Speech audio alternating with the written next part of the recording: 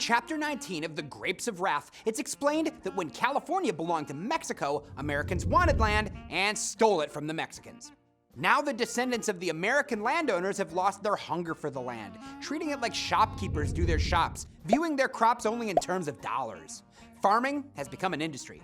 The landowners farm on paper, and they forgot about the land. The landowners import workers to harvest crops for low wages. When migrant workers are paid, they use their wages to buy food from the farm stores, thereby giving the money right back to the landowners.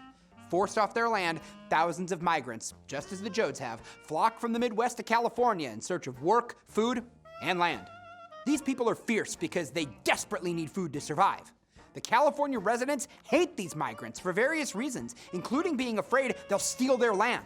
Shopkeepers know they have no money to spend, and laboring people realize they will work cheaply, thus lowering the overall wage. Migrants see the land and food as one. They are tempted to plant a garden and feed their families. The migrants stay in makeshift towns called Hoovervilles with paper houses and junk piles. From these hubs, they scour the area desperately looking for work at the big farms. The owners use police to repress the migrants, driving squatters off their land. Police also raid the Hoovervilles, chasing the migrants out and burning the remaining shacks. The owners increase their repression of the migrants, forming associations for protection and devising various ways to intimidate the homeless workers.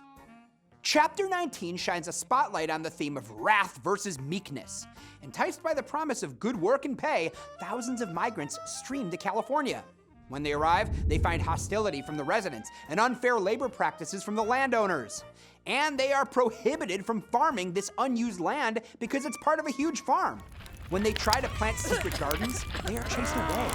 This constant temptation breeds unrest and anger, leading to conflict. For example, when one squatter is evicted, the squatter's son shoots the policeman with a rifle.